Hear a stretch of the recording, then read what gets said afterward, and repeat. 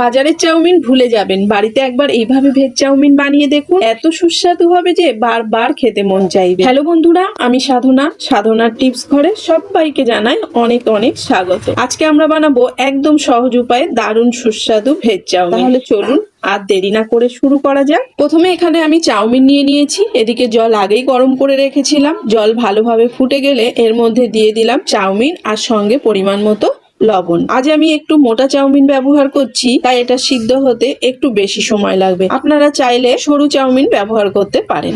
4 থেকে 5 মিনিট পর দেখুন চাউমিন সুন্দরভাবে সিদ্ধ হয়ে গেছে। এবার এটাকে একটা ঝুড়িতে তুলে সাধারণ জল দিয়ে ভালো করে ধুয়ে নেব। এতে চাউমিন একে অপরের সাথে লেগে যাবে না এবং ঝরঝরে থাকবে। এদিকে কড়াইতে তেল গরম হতে দিয়েছি। তেল গরম হওয়ার অপেক্ষায় আপনাদের দেখিয়ে নিই আজ আমি কি কি সবজি ব্যবহার করছি। এখানে নিয়েছি আলু, গাজর, বিনস, ক্যাপসিকাম, কাঁচা লঙ্কা আর ধনেপাতা। আপনারা চাইলে পছন্দ মতো আরো সবজি যোগ করতে পারেন। বেশি সবজি দিলে চাউমিন খেতেও খুব মজা লাগে এবং দেখতে আরো আকর্ষণীয় লাগে। প্রথমে দিয়ে দিচ্ছি আলু, কারণ এটি সিদ্ধ হতে একটু বেশি সময় লাগে। আলু হালকা ভাজা হয়ে গেলে দিয়ে দিলাম গাজর ও বিনস। দেখুন সবজিগুলোর রং কত সুন্দর লাগছে। রান্নায় রঙিন সবজি ব্যবহার করলে স্বাদ নয়, দেখতে আরো লোভনীয় লাগে।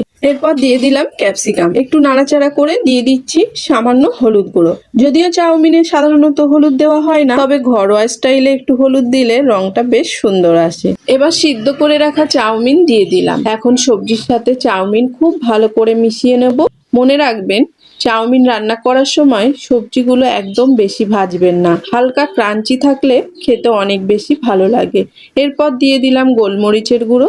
গোলমরিচের সুন্দর গন্ধ আর হালকা ঝাঁঝ চাউমিনের স্বাদ কয়েক গুণ বাড়িয়ে দেয়। আপনারাও বাড়িতে একবার এইভাবে ট্রাই করে আমাকে কমেন্টে অবশ্যই জানাবেন যে কেমন হয়েছে। তারপর দিয়ে দিলাম টমেটো সস, কাঁচা লঙ্কা আর ধনেপাতা। এখন সবকিছু ভালো করে মিশিয়ে নেব। দেখুন ধীরে ধীরে কি সুন্দর রং চলে এসেছে। সত্যি বলতে কি, এই ধরনের ঘরোয়া চাউমিনের স্বাদই আলাদা। খুব অল্প উপকরণে বাড়িতে একদম দোকানের মতো মজাদার চাউমিন তৈরি হয়ে যায়। এবার লবণটা একটু চেখে দেখলাম, সামান্য কম মনে হলো, তাই আরেকটু লবণ দিয়ে দিলাম। আর কয়েক মিনিট নেড়ে নিলেই আমাদের দারুণ সুস্বাদু ভেজ চাউমিন একেবারে তৈরি।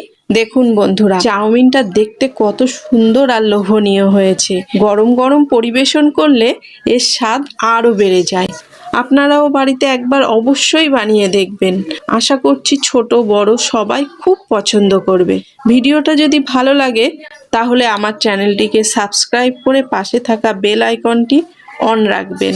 আমি নতুন ভিডিও নিয়ে আসলেই সবার আগে আপনার কাছে পৌঁছে যাবে। আজ তাহলে এই পর্যন্তই। সবাই ভালো থাকবেন, সুস্থ থাকবেন। আবার দেখা হবে নতুন কোনো রেসিপির সাথে। নমস্কার।